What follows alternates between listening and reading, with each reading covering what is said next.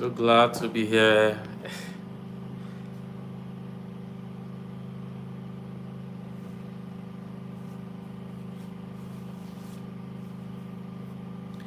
So glad to be here. Super glad to be here. So it's almost time. It's almost time. It's almost time.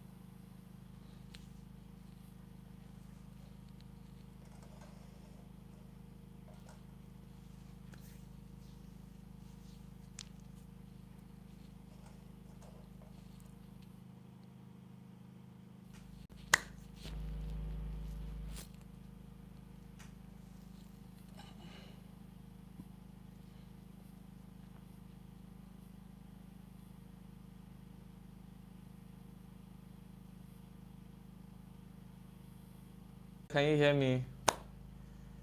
Super excited to be here. Emma, can you hear me? If you can hear me, let me know you can hear me, Emmanuel.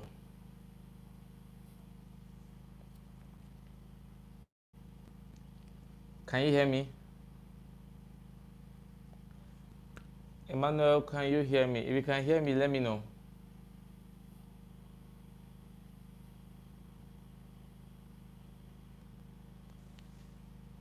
Yeah, if you can hear me, let me know. If you can hear me, let me know. All right. I'm super excited tonight. Like, I'm super excited. If you can hear me, let me know in the comment section. All right. If you can hear me, let me know in the comment section. Okay.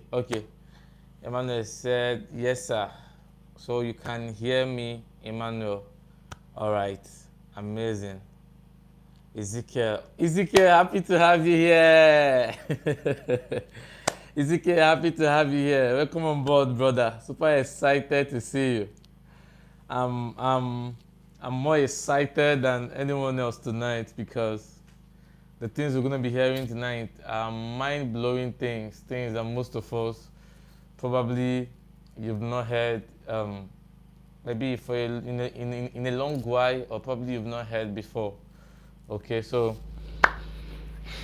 part of being 20s and being young is that you have the time to learn and probably make one or two mistakes and bounce back.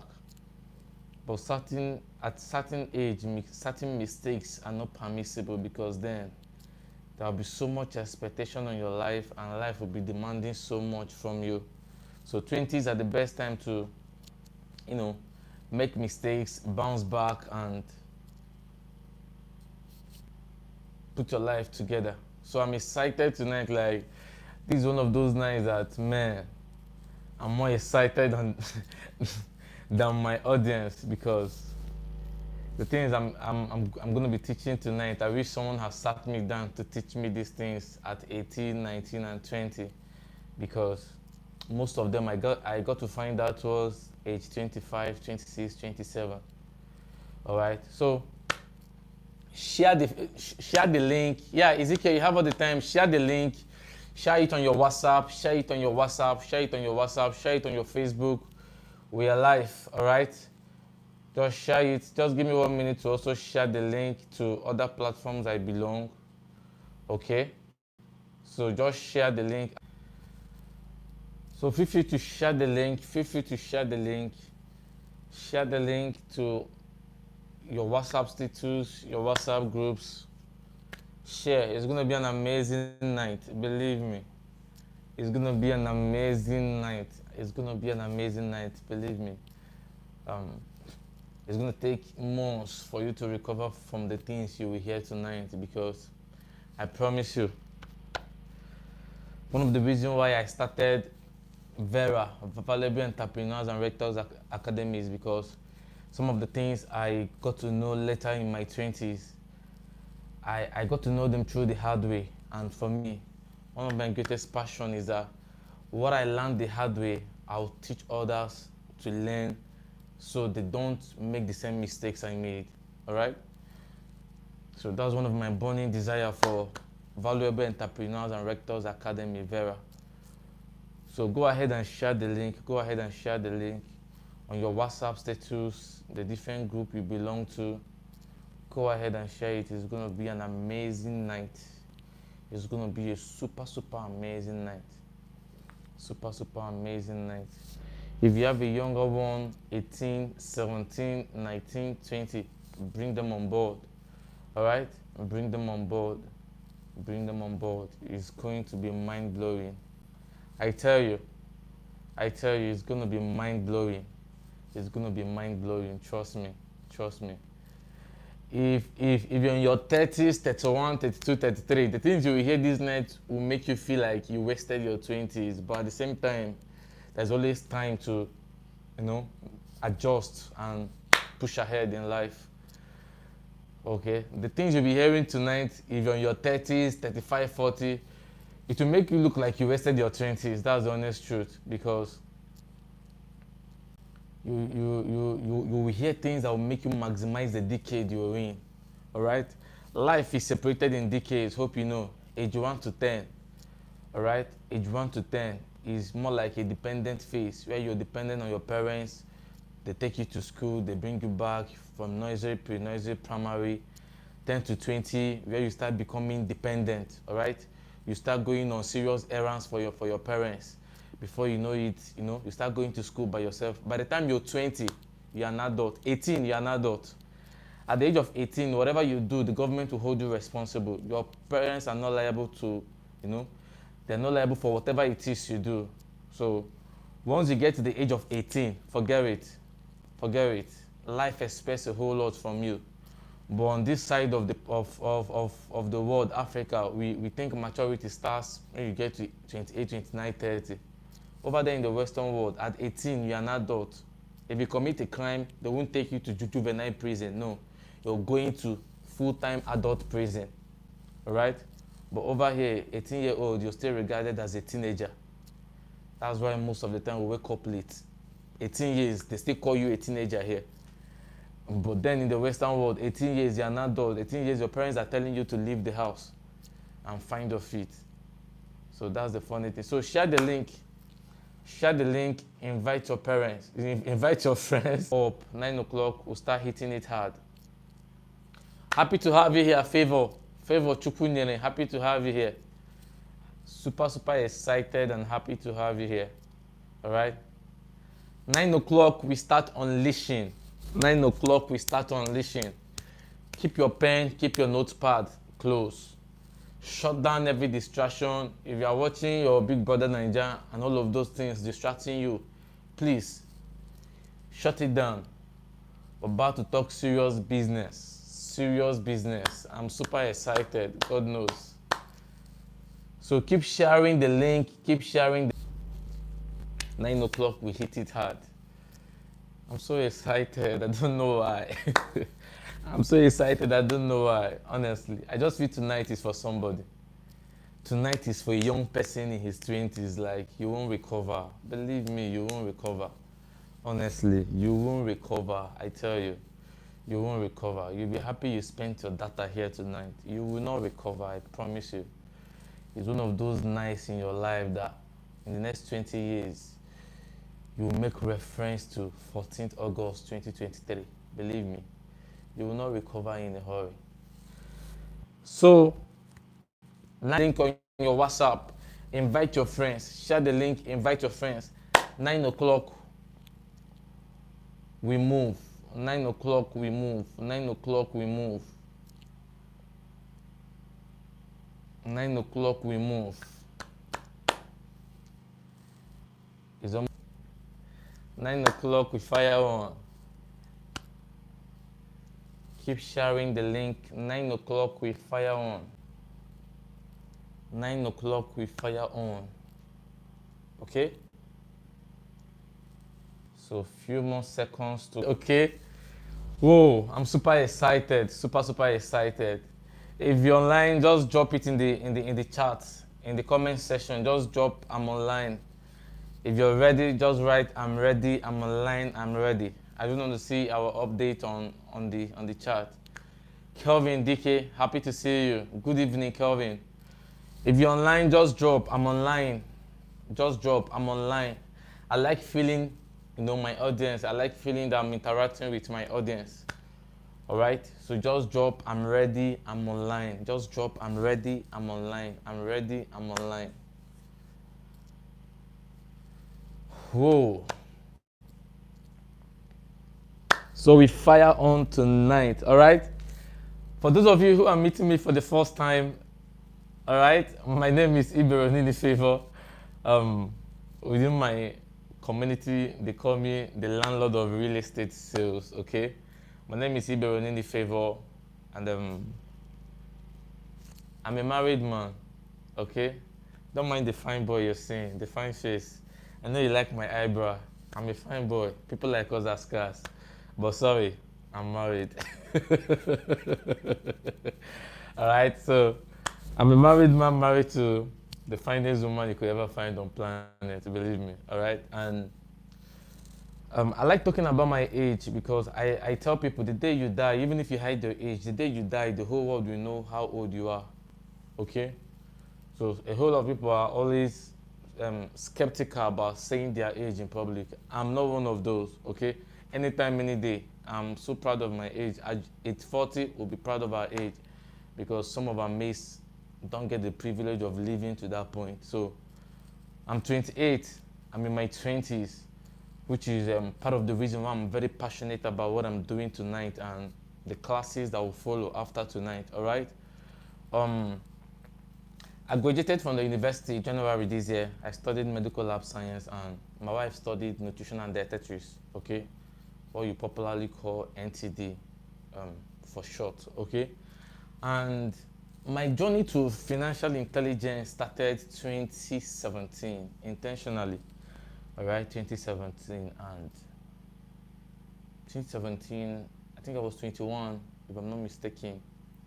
I was 21, 22, 2017, all right? And that was when I started taking, started 2015, 2015, if I can remember vividly, 2015, yeah. Then I was 2015.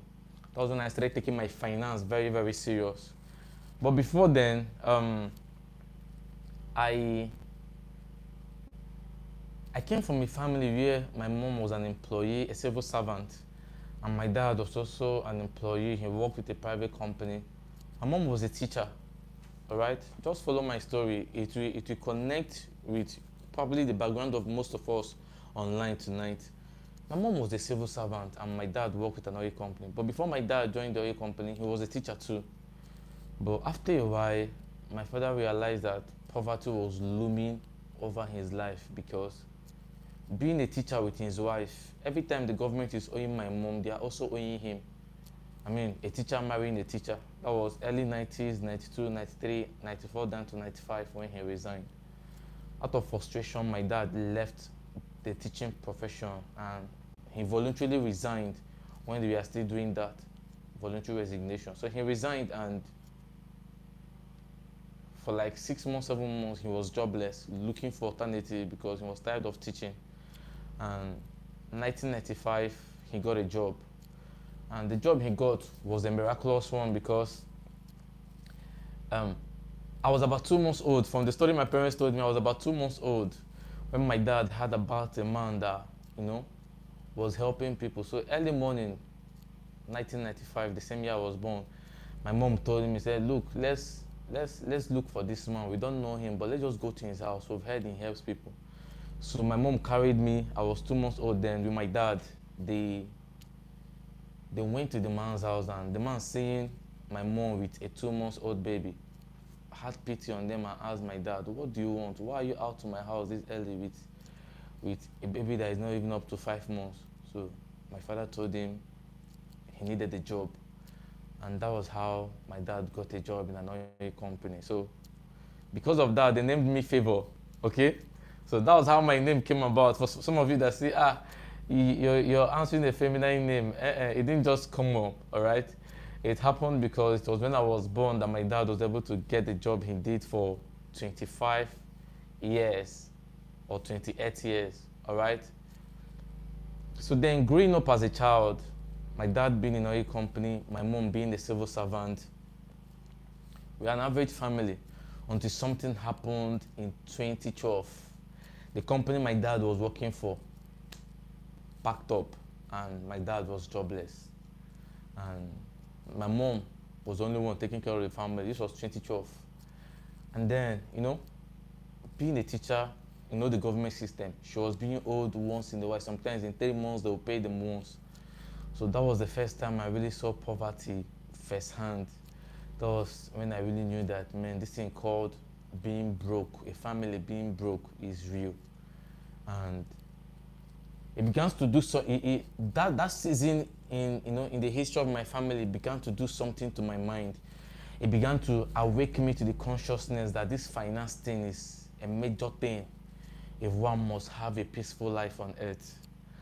That season in my family began to do something in my mind that I'm yet to recover from. So fast forward down the line, 2015, I got admission into Imo State University, and life as a student started for me. All right. So in my days in the university, I told myself, Favor, first thing first, you must understand why you're here. Second thing, you must set a plan for yourself. I started reading books and I began to set systems for my life, because seeing what has happened to my dad, I knew the same thing will happen to me if I don't start early to fight this thing called poverty. So that was when I began to pay attention to books, all right?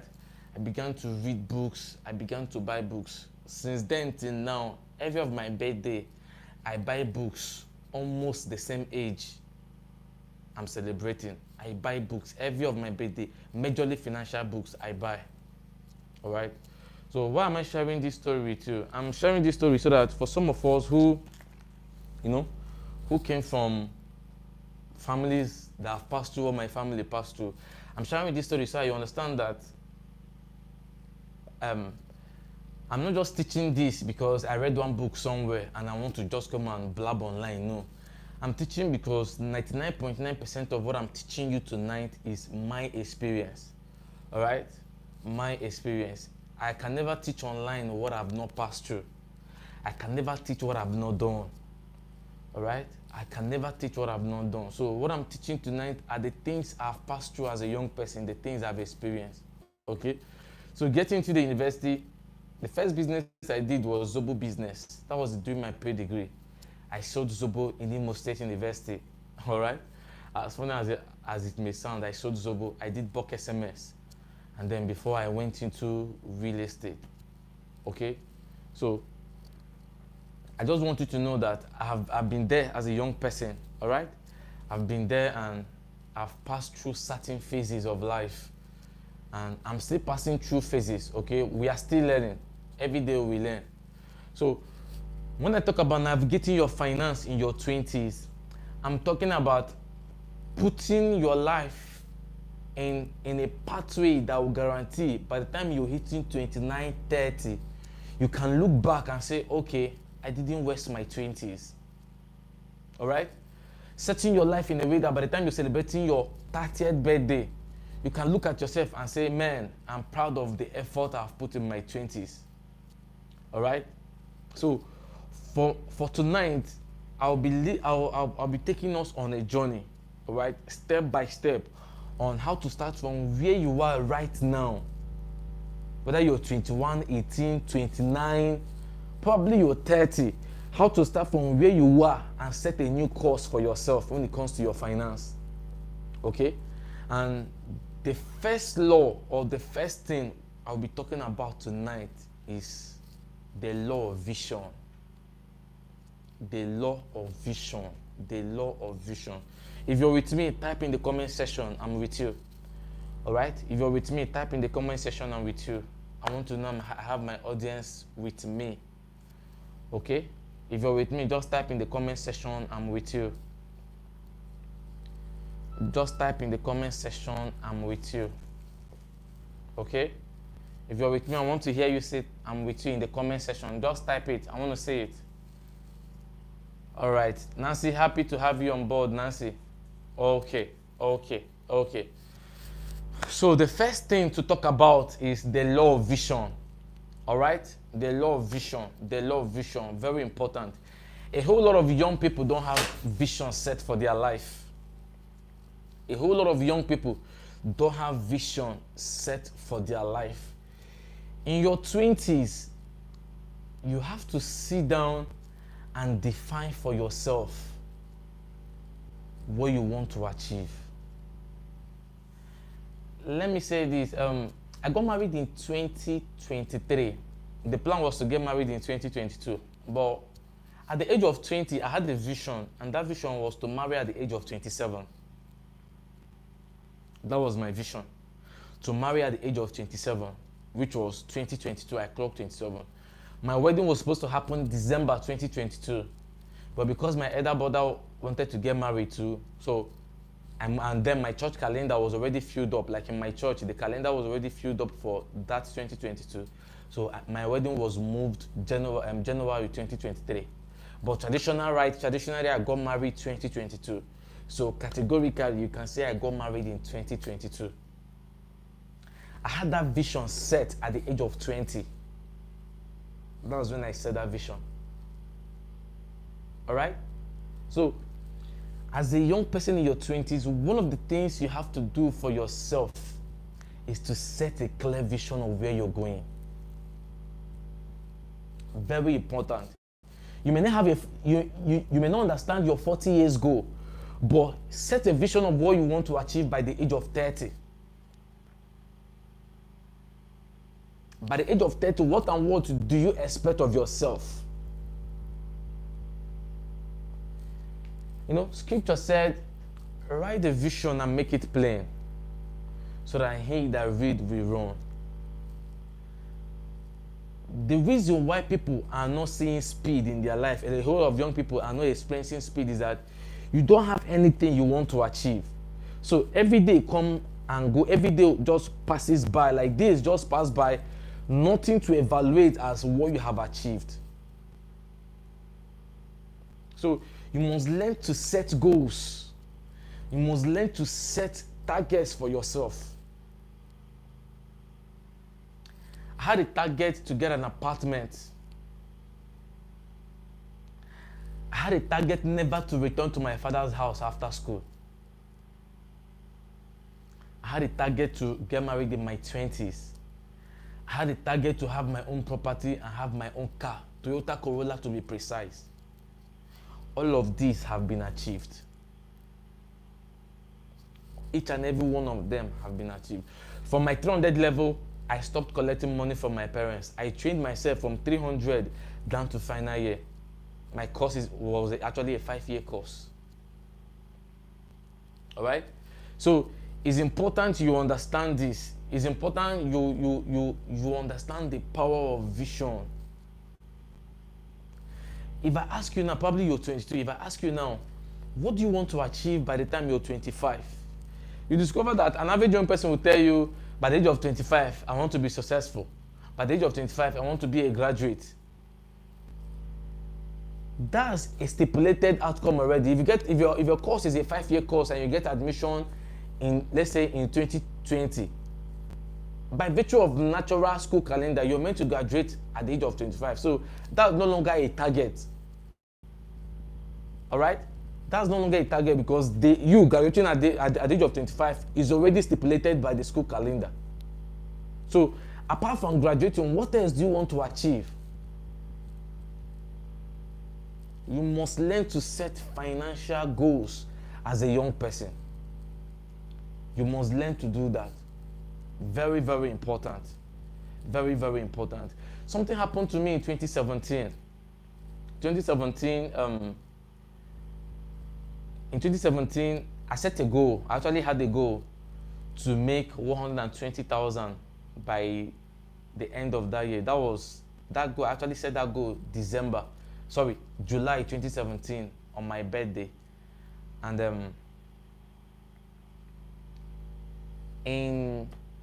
as of November, I haven't hit that goal. That was when I started reading books. I think that was when I first read Eat That Frog by Brian Tracy.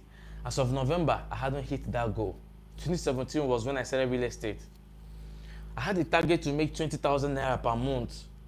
At the end of the month, 120,000 naira. I set that goal, and for 3 months, nothing happened. 4 months, nothing happened. The 5th month, nothing happened. By December, I made my first 150,000 naira.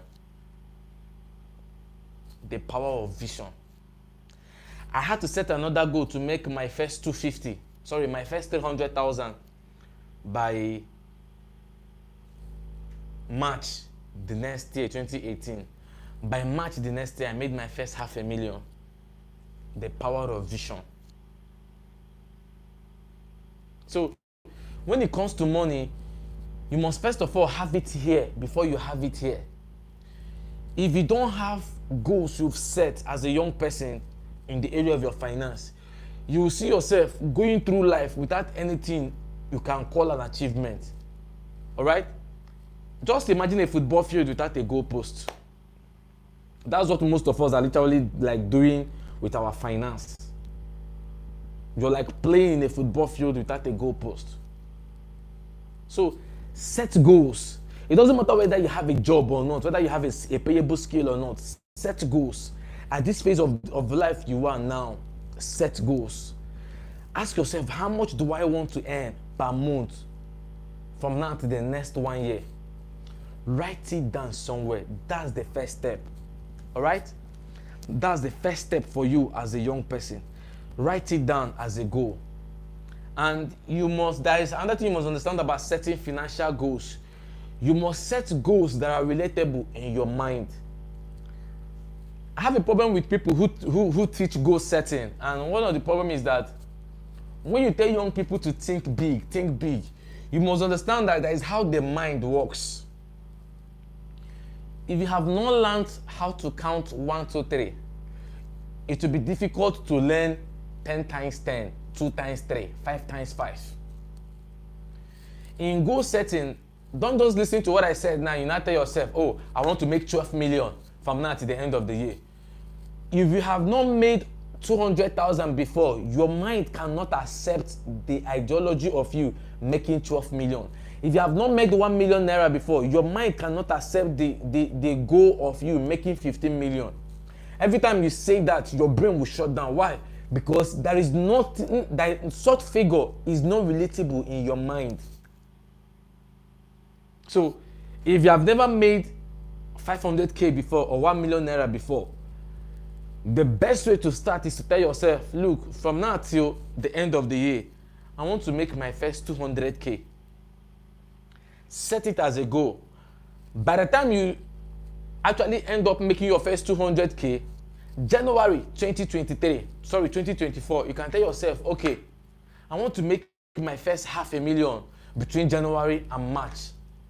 It is easy for your brain to connect because the neural pathways of your brain can relate with 200,000. So your brain can actually add up 300,000 to 200 to understand that the next vision is just 300k away from what you achieved the last. All right? Very, very important. But what most of us do is that we set a goal that our brain has never achieved before. So you see somebody in his father's house, he will hear a motivational speaker talk about thinking big. And then for his father's house, he will write a goal from now to the end of December, which is just 4 months. I want to live in my own house, in my own bungalow. How does it work? How does it work? How does it work? So you must learn how to set goals that are gradual. All right? This is one of the most powerful things I learned from Brian Tracy, an amazing man. One of the most powerful things I learned reading his books. Learn to set goals that are gradual. So it doesn't matter who is ahead of you. If you have never made your first 500k before, you don't need to set it as a goal now. You can tell yourself between now and the end of the year, which is 4 months, we have September, October, November, December. I'm giving myself a target of 200,000 naira to make my first 200,000 naira. So that is like 50k per month. If you make your first 200k by January next year, 2024, it is easy to tell yourself, I want to make my first 500k. All right? Why? Because your brain can understand 200,000 as a goal that has already been achieved. Holy Spirit, help me. If you're a member of a church and your church seats 100, you people's numerical strength is 100, and your pastor walks onto the stage one Sunday and say, between now and the next 1 year, we will seat 10,000. Hope you know that vision is not possible. It's not possible. It doesn't. God is a God of speed. God is not a God of rush. It's not possible. A church is sitting 100, and the pastor is saying in the next 1 year we will sit 10,000. The goal is not attainable because even in his mind, his brain, his neural pathways cannot understand the frequency of 100 blowing to 10,000 in 12 months. He does not have the mental capacity to accept that goal. All right? So that's one thing you must learn in setting financial goals. Set financial goals that are gradual. All right? Set financial goals that are gradual. Make your first 200k. Set another goal to make your first 500k. Set another goal to make your first 1 million. I knew when I made my first 1 million, I already made my first 500k before I made my first 1 million. I didn't jump the process. It was easy for my mind to accept it. I knew when I made my first 3 million, I knew. It was easy for my mind to accept it because I've already made my first 1 million. So it was easy for my mind, for the neural pathways of my brain to accept 3 million as a target. Are you with me? Very important, all right? Very, very important. The next thing I want to talk about in goal setting is write your goals down. This is one of the principles or one of the things you can do that can skyrocket your finances. Let me tell you the truth. Finance is 90% psychological. I tell you the truth.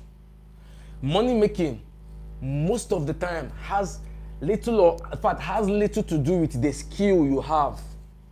It has to do with your mindset. It has to do with your mindset.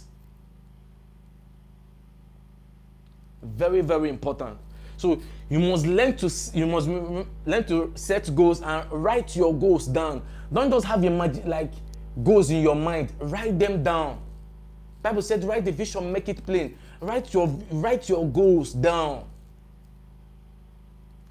If you know me personally, my friends that know me, some of you online, one of the things you will see in my phone, if you pick up my phone and just click on my iPhone screen, the first thing you will see as my screensaver is not the picture of my beautiful wife. Believe me, my wife is fine. Oh.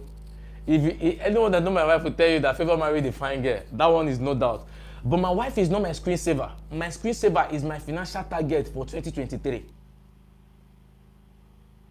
So write your goals and make them visible. Keep them in places where you can actually see them. All right? Keep them in places where you can actually see them. Very, very important. Places where you can actually see them as often as you can. Okay? As often as you can. As often as you can. Make them your screensaver. Write it on a piece of paper and keep it on your wall. Places where when you wake up you see it. Very, very important. Okay? Very, very important. Very, very important. One of the things I do is that I recite my targets. I recite my target. If my goal is to make 500K by the end of the year, I write it down and tell myself, every morning I recite, my name is Iberonini Favor. I just made 2 million naira from real estate sales. I don't say it in future tense, I say my goals in past tense. I just made. That is in present tense, I just made. So if your goal is to make 200,000 naira between now and the end of the year, write it down. My name is Wisdom. I just made 200,000 naira from graphics designing. Your brain does not understand what is true and what is false. All right? Your brain does not understand what is true and what is false. Okay? So every time you repeat your goals in present tense, your brain accepts it as who you are at the current moment. That's why Scripture said, as a man thinketh, so he is. Your brain does not understand what you mean by you make 12 million in the next 10 years. The moment you say, I thank God, my name is Iberonini Favor, I thank God I just made 12 million naira from real estate, your mind accepted that that is what you have just achieved in your life.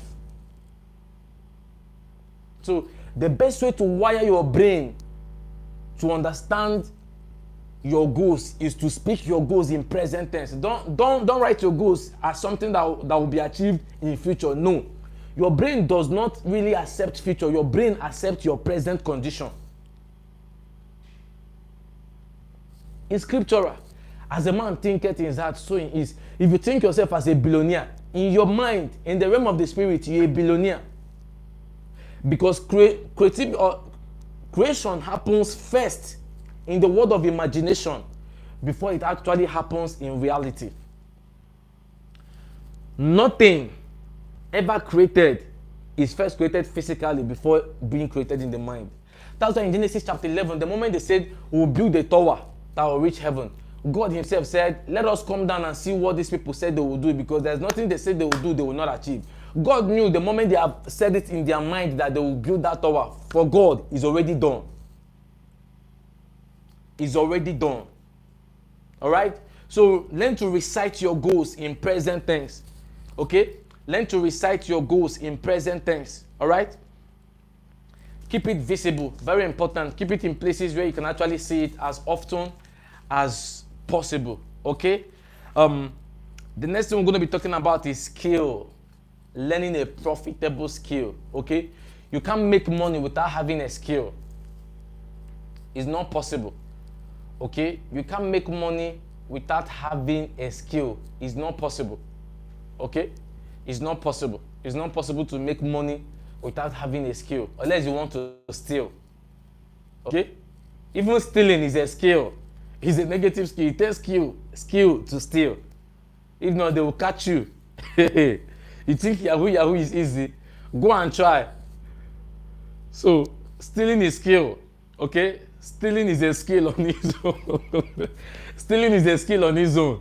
Okay? But don't go and learn it. You must learn a skill. Okay? You must learn a skill. Very important. You must learn a skill. Okay? Very, very important. I have issue with young people when it comes to skill. And that is the fact that some people think because they have a skill, they will make money.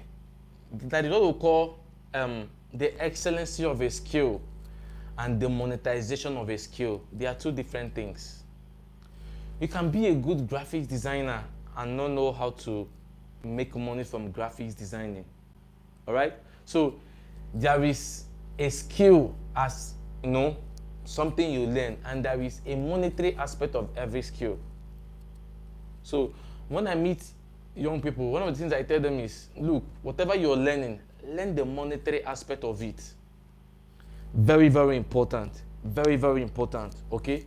Very, very important. So learn a skill, learn a profitable skill. There are skills that I respect every skill. There's something I want to say now, and I don't want you people to take it from with all humility. I just want to say this. There are skills that every skill makes you money, but there are skills that make you money faster. Very important. I'm sweating. I'm funny enough, I'm not even with my hanky is not closed and I can't stand up from here. Okay? So there are skills that make you money, and there are skills that make you money faster. Which is to say, if you're learning graphics, you must learn the monetary aspect of graphics. That monetary aspect of graphics is the reason why one graphics designer charges 5K for graphics designing, and another designer charges 25K. They do the same flyer, but one makes 25K per flyer, another makes 5K. You have to learn how to monetize your skill. It's very, very important. And another issue I have with a whole lot of young people is that you have to separate between your skill and your passion. Very important, okay? Very important. Very, very important. You have to differentiate between learning a skill. You have to differentiate between your skill and your passion. The problem I have with plenty of young people is that sometimes we think most of us think our passion should make us money, or our passion is what we should pursue in our 20s. You're making a mistake. Who told you real estate is my passion? Real estate is not my passion. Believe me, real estate is not my passion. In your 20s, you don't pursue your passion. First of all, you pursue a skill. You get a skill and then start thinking of passion. Whether your passion is music, your passion is drumming, your passion is keyboard, your passion is painting, you have to understand that your passion most of the times is not the same as the skill that will make you money. Let's assume that your passion is music. Before you get a hit song, brother, you need to eat. You need to wear a clothes. All right? If you're in a relationship, you need to take care of the girl you love, because money requires money. Relationship requires money. Love requires money. All right? Without money, the engine of love will knock, in case you don't know. Without money, the engine of love will knock. I'm married, I will tell you. You need money. Before you become the next Frank Edward, the next Snatch, you need a shelter, you need clothing, you need food, you need money for recording studios, you need money for studio sessions. So I see a whole lot of young people who are, I'm called to be a music minister, and every day they are wearing one shirt and one trouser, going around looking for churches that will give them money. It doesn't make sense. Learn a skill, get a job, find something that will feed you while you pray to be the next Frank Edward. Unless you have somebody that will tell you, focus on your music, I will handle everything about your welfare. That's fine. Destiny helpers come. I'm not disputing that. But to say you carry yourself and pour inside your passion without having any backup, any financial backup, you're making a mistake. Let's assume your passion is football. Before Chelsea will sign you, before one foreign club will sign you, hello, you need to eat. I have this issue with a whole lot of young people. That's why, to be honest, I don't like mentoring a whole lot of church people. Because we church people, we don't like facing the hard truth of life. We don't like it. My passion is not real estate. Nobody in my lineage enjoy entering bush. Nobody has done real estate in my lineage before. Who told you I love entering bush? Who told you I love entering? I don't like bushes. I don't. It is not my passion. But there need to be food on the table. You need to take care of yourself. You see a whole lot of young people who want to be motivational speakers, inspire to aspire. If you don't get a skill that will pay you, hunger will aspire that inspire. I know what I'm saying, you know. If you don't get a skill that will pay you, hunger will aspire, you inspire, and at the end of the day, you will aspire. A whole lot of dreams, a whole lot of passions have been destroyed because young people didn't understand priorities. In your early 20s, you don't chase your passion, you chase a skill. Get a skill or get a job that can handle your welfare. Then you can talk about pushing for your passion. Unless your passion is something that you can start monetizing immediately. All right? Unless your passion can be something you can start monetizing immediately. So there is no need coming here to tell you this one, that one. No. The first thing I did, I sold Zobo. Who told you I didn't feel ashamed as a medical student in Imo State University carrying Zobo to sell? I sold Zobo. I was a fellowship leader when I sold Zobo. I had people, I was in year one, I had members in 300 level that were in school. They saw presidents carrying empty can from Twitter Byte just to produce Zobo. Do you think my passion is Zobo? Do you think my passion is carrying Zobo to shops to sell? That's not my passion. But then, a broke man does not talk about passion. When you are broke, you don't talk about passion, you talk about food. All right? You don't have business with passion when you are broke. First of all, you talk about your welfare. Chase a skill. Get a monetizable skill, or you get a good job, then talk about your passion. All right? And then, for some of us who do entrepreneurship and waste your time in the name of doing entrepreneurship in school, what I mean is, there are some of you who do funny businesses in school in the name of entrepreneurship. Listen, if you're a student here, let me give you one advice you should never let go. When you are a student and you want to do business, please, look for a business that is scalable after school. Oh, I'm sweating furiously. I wish I had my setup well before now. Look for a skill that is scalable outside school.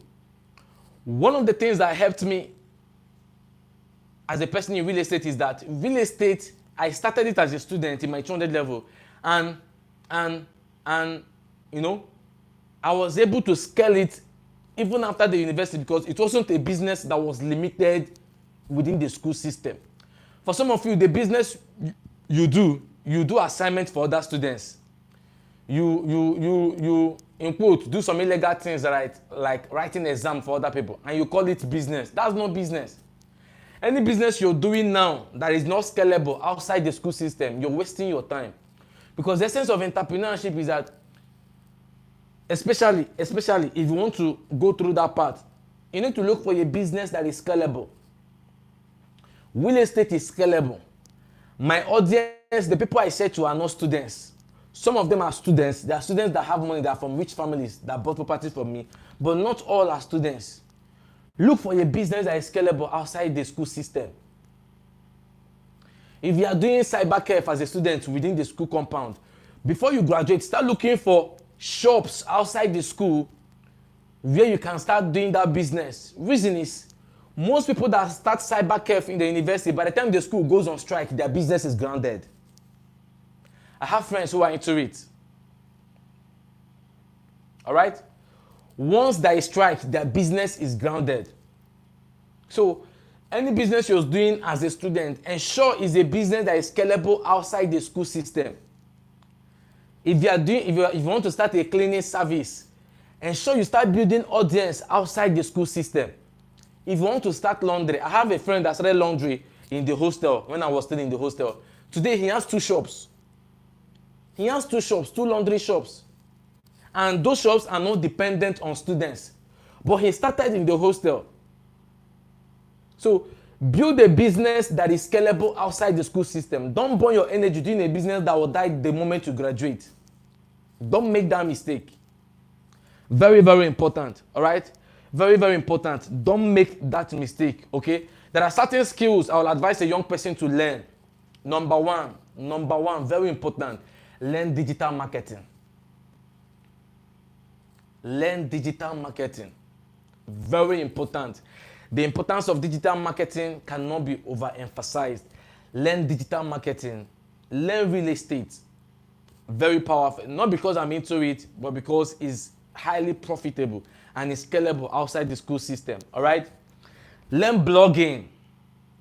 Learn blogging. If you start a blog in your year one, by your third year, you should have been making serious money from your blog if you are consistent and committed.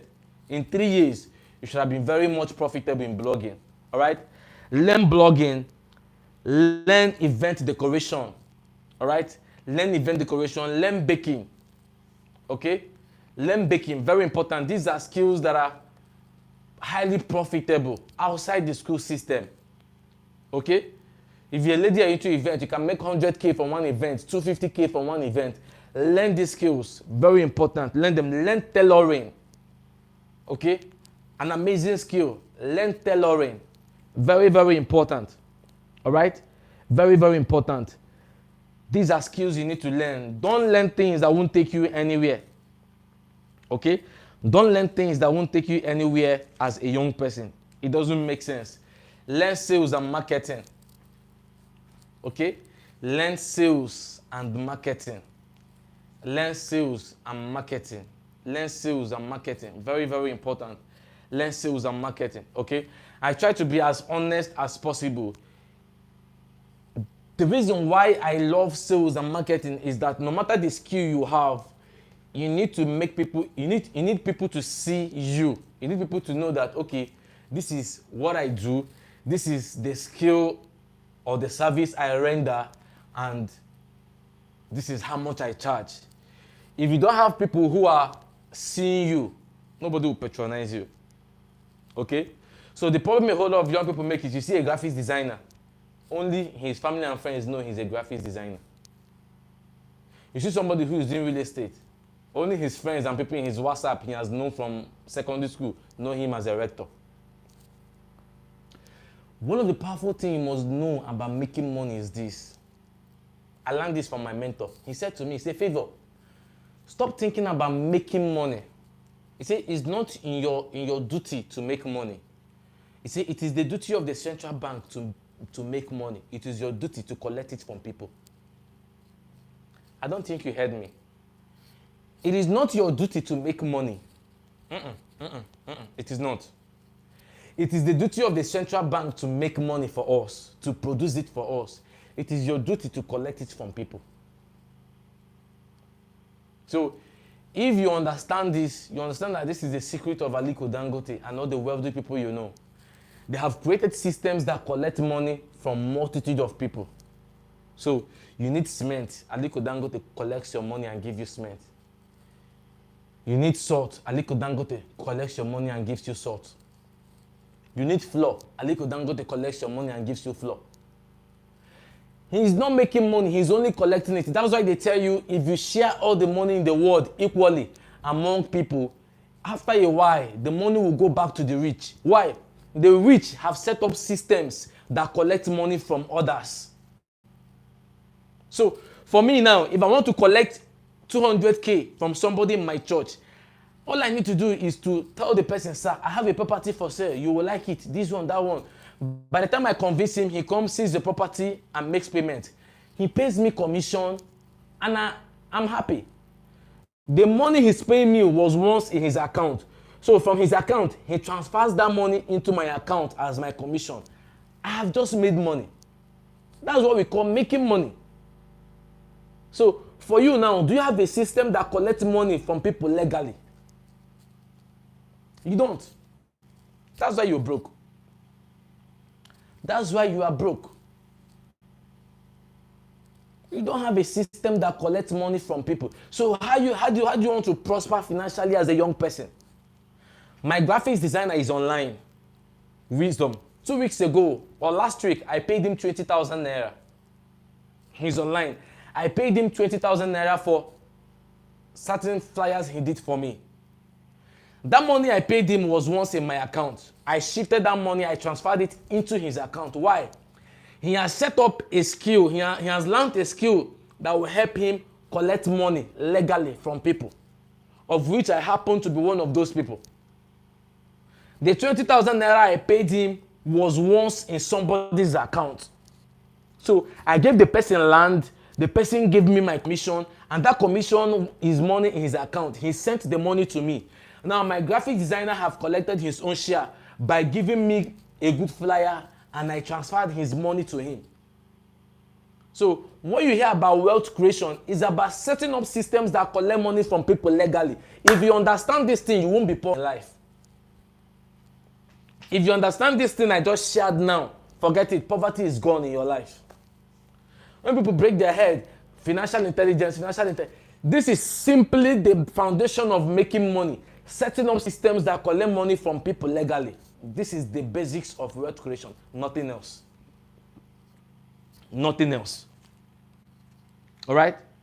So as a young person, what system are you putting in place that will help you collect money from people? First, what I did was I sold Zobo. I was collecting money from people, but it wasn't much. I asked myself, what other system will I put in place that will help me collect more money from people? I started doing bulk SMS.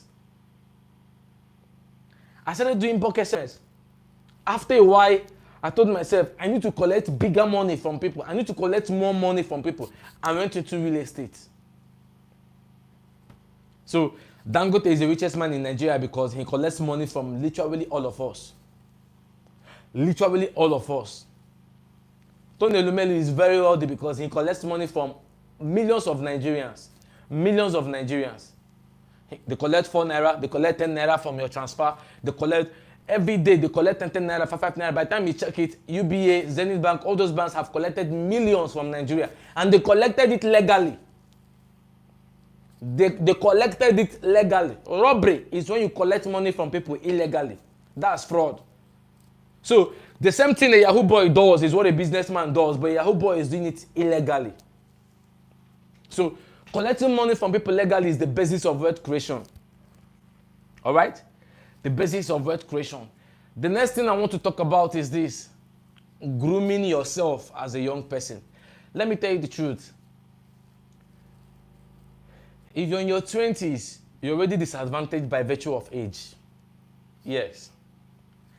The marketplace has already put a limit on you by virtue of age. If you're in your 20s, 21, 22, especially early 20s, the marketplace has already placed limitation on you by virtue of your age. I experienced it in real estate. If you must succeed, the next thing you must learn is how to groom yourself and present yourself as a matured individual, not a young person. The first time I walked into a real estate office, they asked me to leave because I was a student. I was, I think, 21.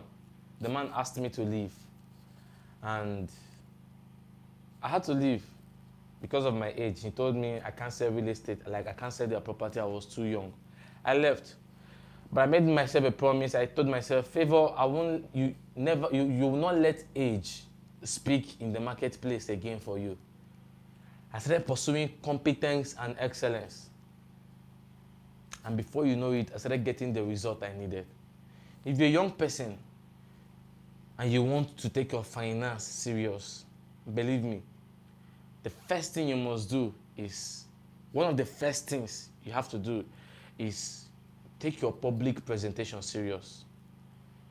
Your social media.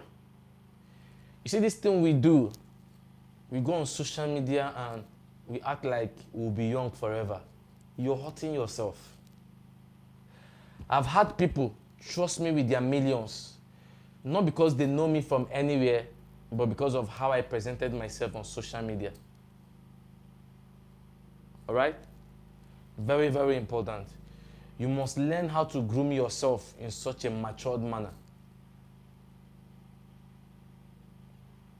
Very, very important. You must learn how to groom yourself in such a matured manner. Your social media profile picture, how is it? Do you look like a thief? Some of us, you post pictures of you in a gym house with your chest showing. I used to tell my real estate students, I said, when it comes to social media, you must look like someone that is already successful. Because you don't, for someone like me, that 90% of my clients I do business with are millionaires, you can't afford to look like a beggar on social media. My social media profile picture, I'm wearing a suit, a clean suit. You won't see me post things unnecessarily. I post intelligent and educative content. Me as an authority in what I'm doing. Don't be on social media and you're acting like a young person that doesn't know where he or she is going. Take your profile picture serious, make it corporate and neat. Avoid unnecessary and unfruitful discussions on social media. As far as finance is concerned, you must be very careful with what you post. For someone like me, you will never see me engage myself in any religious post. Winners Chapel, see what their pastor did. Or Christ Embassy, see what their pastor did. Or Salvation Ministry, see what their pastor did. You won't see me in such a discussion. I'm a global figure. Global figures don't come on social media to bring other people down. I'm not among the masses. I belong to the 1%. That's how I see myself. And because some of us, you don't really have a clear picture of where you're going, even these politicians make use of your attention. They make use of your attention. I saw how most of us, sorry to say, with humility, we messed up ourselves during the election. We messed up ourselves during the election. Some of you came online, APC, Jagaban. If it's not Jagaban, there won't be a president in Nigeria. Some of us came, Labour Party, P2B is the person. Labour Party, P2B is the person. Other people came, PDP. You know, we forgot our goals and we engrossed with the whole ideology of what is happening in politics. Favour Iberonini will never engage in any political discussion in public. Quote me anywhere. You know why? I have studied those who are at the top in this finance thing. I want to ask you a question. Who did Dangote support in this last election? If you know, please answer me in the comment section. Because I want to teach some of us something very important. Who did Dangote support in this last election? If you know, please let me know. If you know who Dangote supported in this last election, please let me know. I need a response. I need a response in the comment section. Who did Aliko Dangote support? If you know, drop it in the comment section. I want to see our response. Who did Chief Aliko Dangote support in the last election? I need a response from us.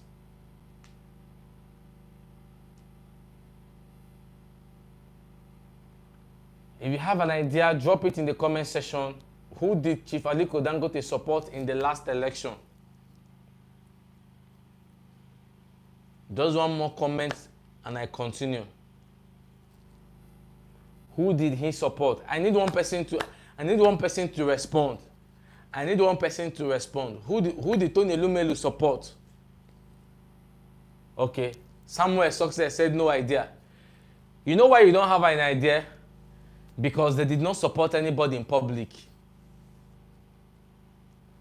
You see, if you must go far in finance as a young person, you must avoid partisan politics. You must avoid it. In public, you must avoid it.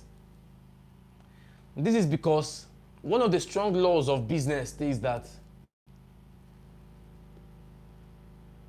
as a business person, avoid politics but stay close to government. Imagine if Dangote supported P2B and Tinubu now won the election, according to what they said. It's possible that one policy from Tinubu's administration can scatter everything Dangote has built over the years. I don't engage in public discussion of politics because I have clients who are APC members. I have clients who buy properties from me who are APC members. I have clients who are Labour Party members. I have clients who are PDP members. They are all on my Facebook and WhatsApp. So I can't, because of an election that lasts for like 3 months, and scatter my business. Election will come and go. Politics will always come and go, but my business will remain. My business will remain. So you will never see the likes of Tony Lumelu support any candidate in public. You will never see the likes of Dangote support any candidate in public. They know what they are doing. They know what they are doing. All right? So as a young person, you must safeguard your focus. Don't let everything that come around take your attention. You must safeguard your focus. Very important. Very, very important. The next thing I want to talk about is financial management, okay? Financial management. Financial management. Very important. Financial management. Whew. A whole lot of young people don't understand financial management. The reason being, we are that generation that is in a hurry to show we have arrived. So we spend money on things to impress people and give them the impression that we have arrived. Whereas in content, we don't have anything yet to have achieved. I've spoken about skill, marketing, and the rest of it. In all of this, as you begin to make money, you must understand financial management. Okay? You must understand financial management. Very important. Very, very important. You must understand financial management. When I was a student, I used to save 60% of my income. Yes, 60% of my income. That's what I used to save. 60% of my income. All right? I'll remove 10% tithe, save 60% of my income, and spend 30% of myself. So if I make 200,000 from a real estate deal, I save 120,000. And then 60,000 is the one I spend on myself, and 20,000 is my tithe. So I was saving 60% of my income. 60% of my income. You must learn financial management as a young person in your 20s. These are basic things about finance you must understand. Okay? You must learn financial management as a young person. Very, very important. You must learn financial management. You must understand there's what we call cash flow chart. Cash flow chart is a breakdown of what happens to your finance or what happens to your income every time you receive an income. All right?